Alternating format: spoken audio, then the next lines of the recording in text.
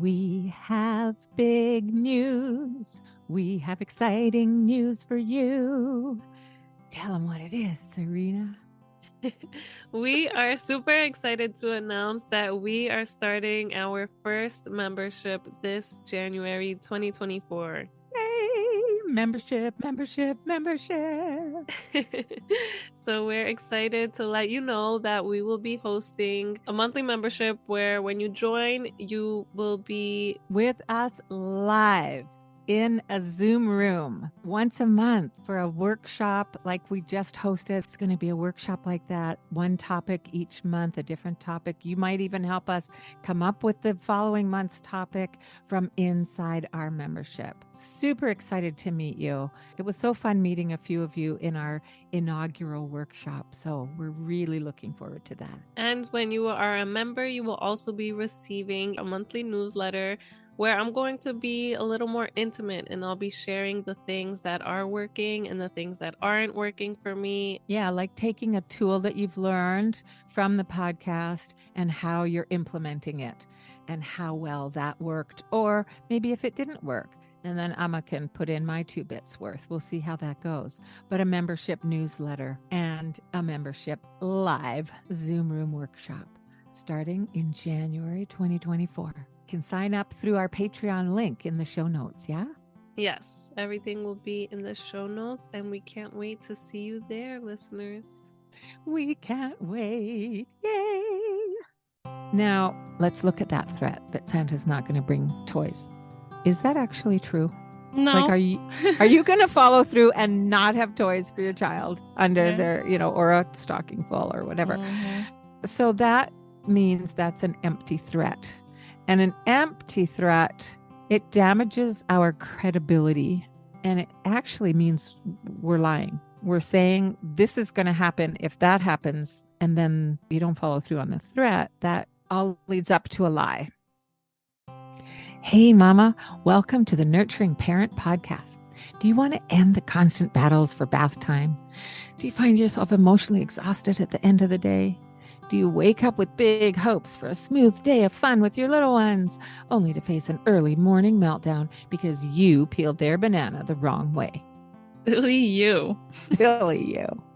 Hey, I'm Serena. I'm a mama of 2 little ones, and as a new mama, I constantly questioned myself. I wanted to make sure I was raising respectful kids while also building a strong bond with them. But I discovered that I had to unlearn my ideas that punishment was the way. With Lisa's encouragement, I've been practicing a respectful and gentle parenting approach, which is strengthening our bond as a family.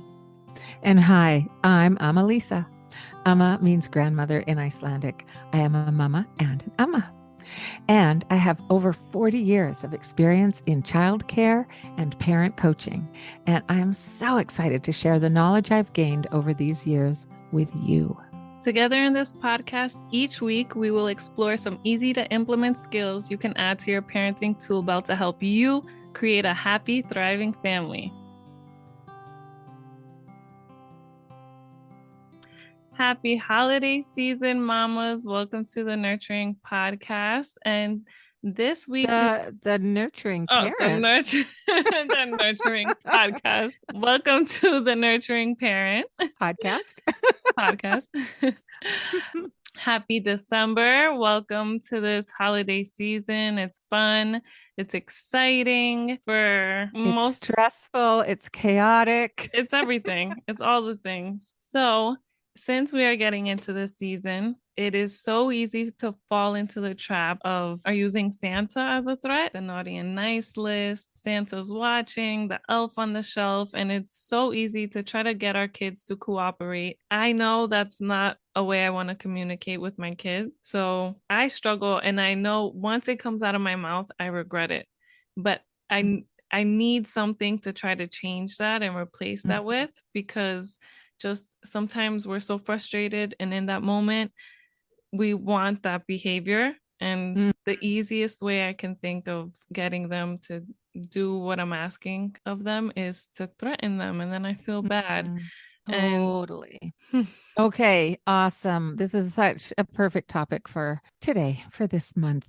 And just want to send a million blessings out to all you parents trying to get through the next few weeks with, without totally losing it. Because it's exciting, but it's so challenging. All right. So let's look at, first of all, before I give you some alternatives of ways that you can be with your children and get the cooperation that you need, get the behavior that is needed in any moment.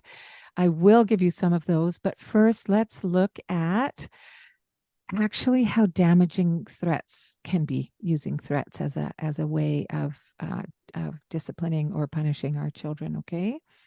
So the first thing I want to point out is that using threats to get something from your child erodes the relationship. So we talk a lot here on the Nurturing Parent about connection, being connected with our children. And using threats is actually a form of coercion, not connection. It destroys connection. If you say Santa wants you to be good, then that's giving your child the information that they should care more about what Santa wants than what you want, and how you all behave in your family. It's somebody outside the house, right? Yeah, It's because then after Santa, then what? Exactly. And another point that I wanted to bring up early on here is that Santa, for me, is about joy and happiness and, excitement. And if we're using Santa as a threat, then that just gets all really cloudy. Like he becomes scary or mean or, but let's look a little deeper, because when we use threats, our children resent us. If we're saying Santa's not going to bring you toys because XYZ, you're not doing what I want you to do, or you're doing something I don't want you to do, that develops resentment towards us. Now, let's look at that threat that Santa's not going to bring toys. Is that actually true? No. Like, are you going to follow through and not have toys for your child under their, or a stocking full or whatever? Mm-hmm. So that means that's an empty threat. And an empty threat, it damages our credibility. And it actually means we're lying. We're saying this is going to happen if that happens. And then you don't follow through on the threat. That all leads up to a lie. Yeah, and then they know next time that you might say something and you might not follow through with it. So they'll keep maybe pushing that button. Totally. With the specific threat of Santa not bringing toys, it also shifts the focus from giving, what we talked about in our Family Fun Friday, and that we called the season of giving. And we talked all about the importance of giving and how generosity feels good. But by using the threat of Santa not bringing presents, it focuses on getting what we're getting. And it's a behavioral reward. And it shifts the focus away from that. Receiving gifts is about love and generosity and kindness, into being about rewards for behavior. So it completely changes what gifts are. To my mind, I give someone a gift because I care for that person. I love that person. I want to see that person happy. But when I give a gift, it's not dependent on your behavior in any given moment, ever. I might not always like your behavior, and I always love you, right? It also changes doing something from intrinsic motivation. So the pleasure in the doing of it, or the result of having it done, like cleaning up their room, cleaning up their toys, there's a result there that feels good when their toys are all tidied up and they can find what they want to play with right away. That's an intrinsic motivation. to go tidy up, and they might need your help. Like I always say, when they're very little, even when they're older, and sometimes when they're teenagers, they're going to need your help, and that's okay. But by threatening, if you don't go clean up your toys right now, you're not getting any toys from Santa. It takes away that intrinsic motivation to tidy up, in this example, to an external motivation. Well, I don't care if I'm getting toys anyways, because I just don't feel like cleaning up right now. I feel like we're lacking teaching that to our kids now, and that's what makes them a good person. Yeah. So, the other thing I wanted to say was, if you tell your child that they're going on the naughty list, or that Santa's not going to come because they're being bad, I want you to think about what that might do to their self-worth. So let's do a quick little role play about how it feels to receive a threat from somebody who you love, who's supposed to be there protecting you and loving you like your parent. Just so that we can all get a sense of what that might feel like. And then I'll bring you into some alternatives for what you can do in those heated moments, because I do know you need some things that you can do. So let's look at, what are you doing? Serena, you be the child, and you're going to be parents. I want you to imagine yourself the age of your child or one of your children. So how old are you going to be right now, Serena? 2.5. All right. You're going to go with your 2.5-year-old. And what did you just do that I might use the threat that Santa's not bringing you toys? I won't clean up my toys and put them away. Okay. All right. It's cleanup time and you're not doing it. Okay. If you do not clean up your toys right now, Santa's not going to bring you any more toys. You obviously don't like these toys enough to take care of them. So Santa's not bringing you any. How do you feel, that 2.5-year-old? In that moment, just hearing that Santa's not going to bring me anything, that hurts, makes me feel sad. And that's all I'm hearing is Santa's not going to bring me toys. I don't care about anything else you just said. Right, exactly. That's a really good point. Is that they will hear the important part of what you are throwing at them in that upset moment. And for that little girl, the important part was, Santa's not bringing me toys. And I could see her bursting into tears, actually. Yeah, and you really just sound like a bully saying that to me. Yeah. I'm sorry, parents, but threatening is a form of bullying. It really is. It's my power over you. And that is bullying. That's the foundation. And we don't see that when we're just like, we just react, and it happens to me all the time, and I just know that that's not a healthy way I want to communicate with my daughter. I don't want her talking back to me like that, so I don't want to speak to her in that way. And so a few episodes ago, we talked about getting that pause, giving yourself that moment where you can go, oh, there it is. I'm going to threaten her again. And just doing whatever it takes to grab a pause for your brain so you don't go into reaction. Yep. And you can pull up some tools to use in response. For me, it's the pause and then just saying to myself, this can go another way. Yes. And then thinking, but saying this can go another way. I don't need to get into that. Excellent.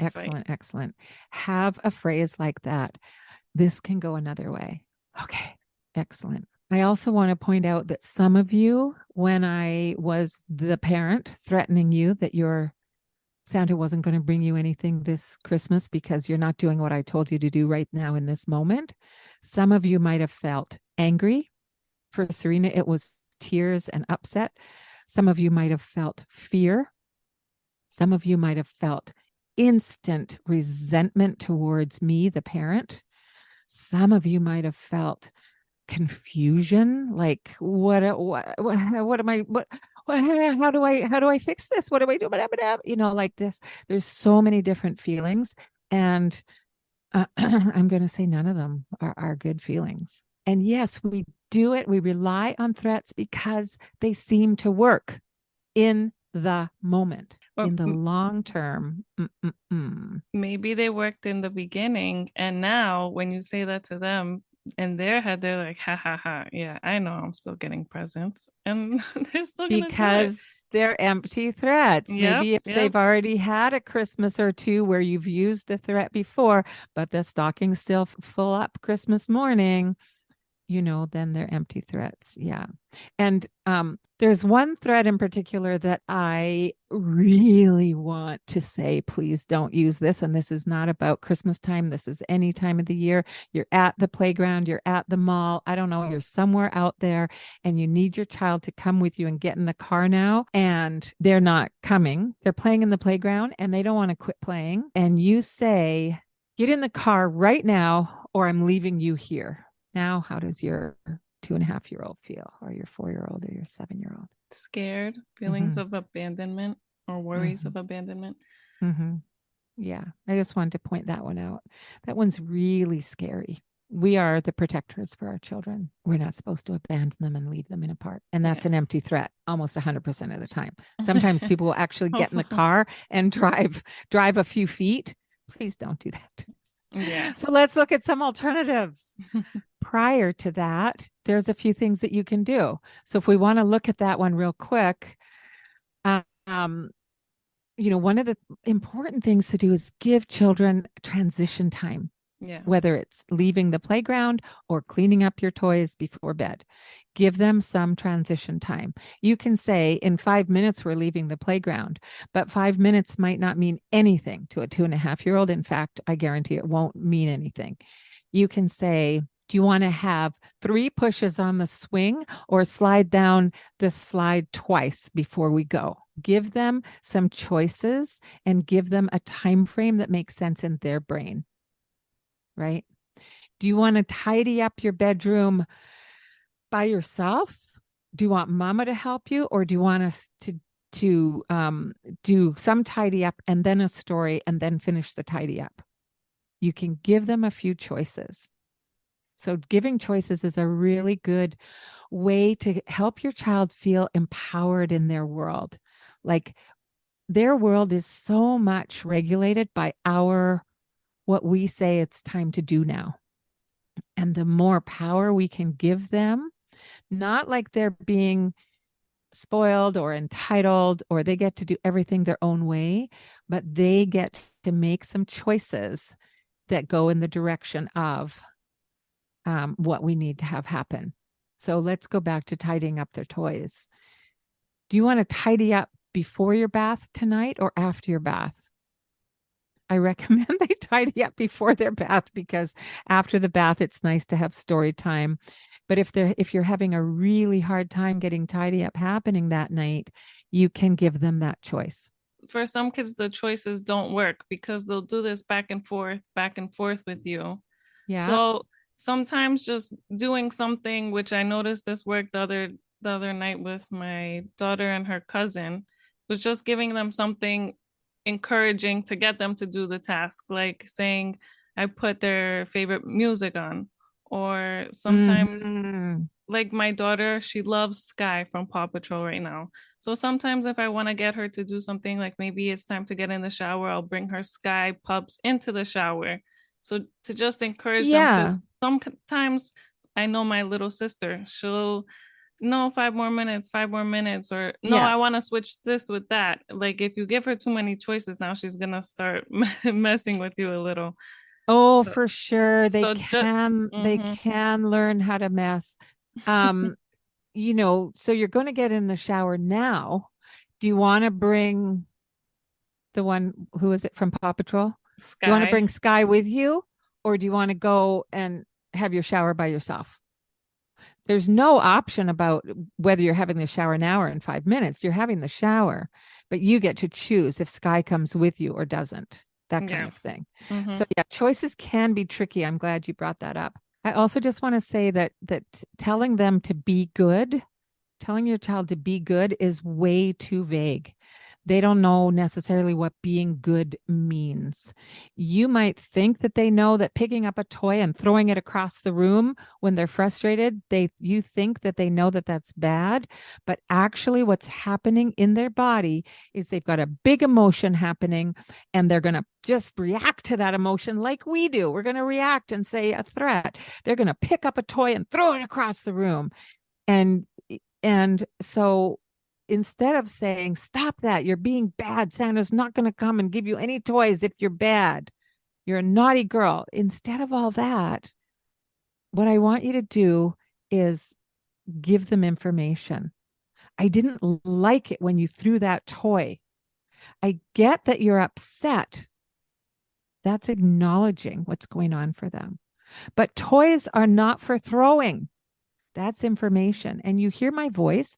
I'm not saying, I didn't like it when you threw that toy. Toys are not for throwing. No, I didn't like it when you threw that toy. Toys are not for throwing. I can see that you're upset, but throwing a toy could hurt somebody or it could break something. I need you to tell me with your words. Mama, I didn't like it when you told me it was cleanup time. I can hear your words when you tell me. You're frustrated that it's cleanup time. I get that. Let's do it together. So you give them some information. You acknowledge the feeling behind the action. You give them a way to be helpful. Let's do it together. You want to put all the dollies in their cribs and I'll put the books on the shelf? Give them a way to be helpful. They need direction right now. They're upset, right?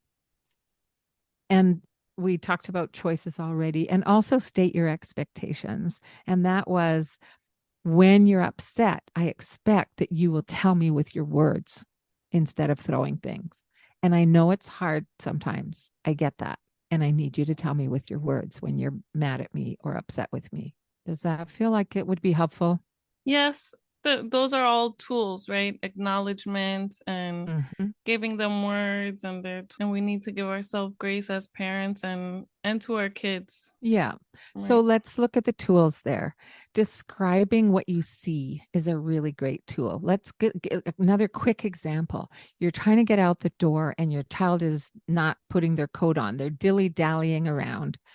So giving information again or describing what you see. I see a coat on a hook that needs to go on a body. You've got your coat on, you've got baby's coat on, and they're all bundled up. I see a coat on a hook that needs to go on a body. And that might help, especially if you can use a tone of voice that's exciting and it's giving them information. Instead of saying, go get your coat on right now, I've told you 1,000 times.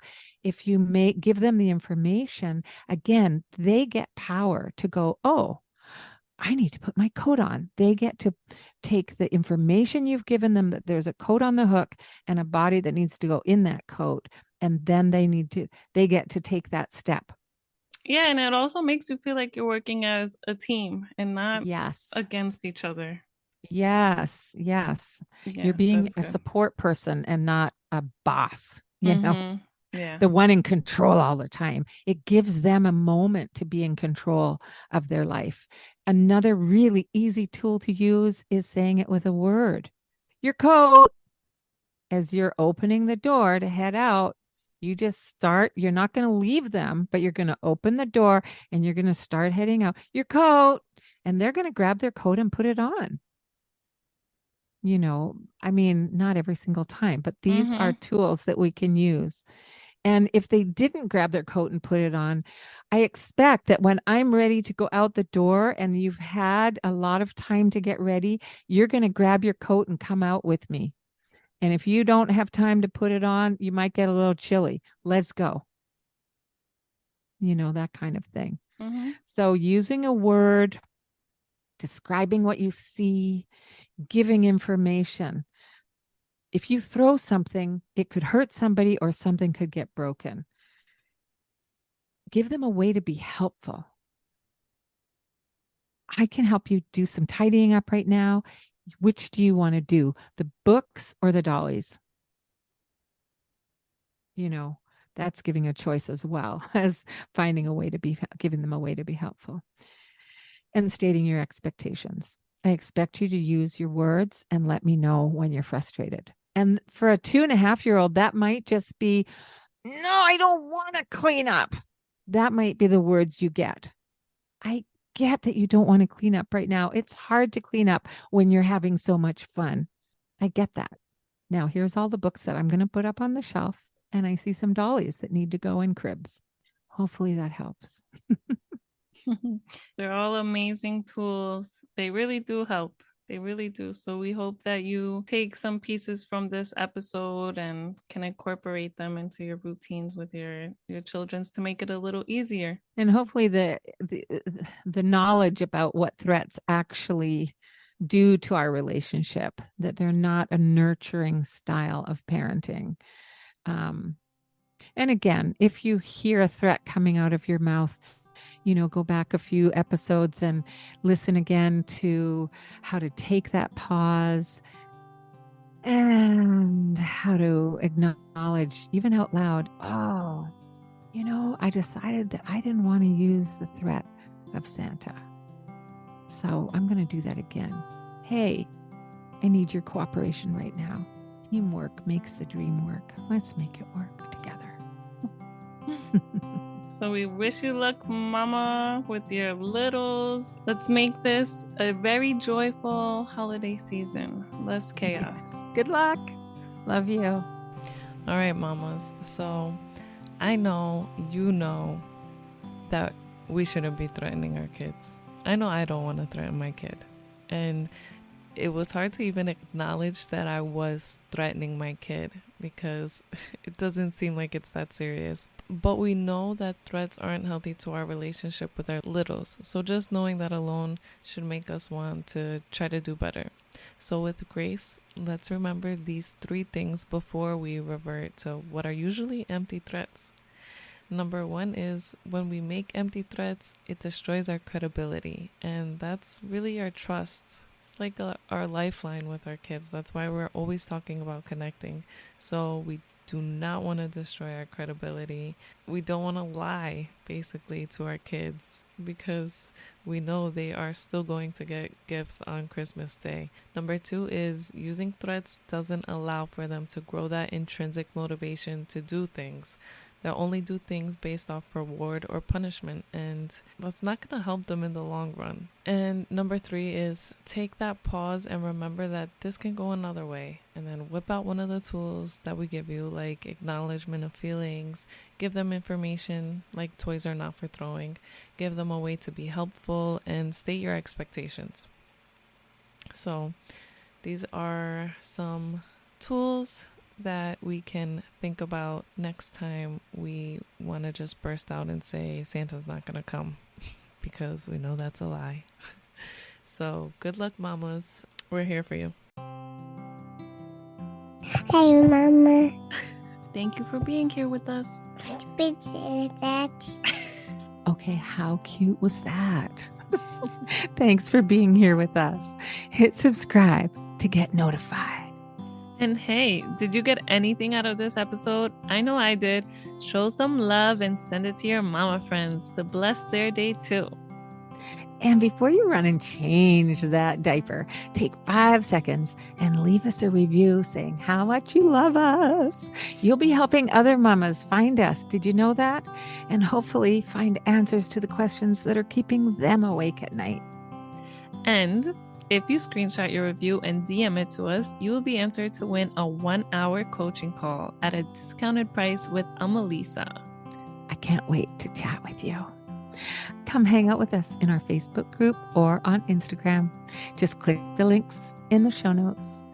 And you can direct message us anytime. We would love to chat with you. We also have a buy me a coffee option for a fun way that you can support this podcast for just as much as you care to give. Just click the show support link in our show notes. Thank you. See you next week.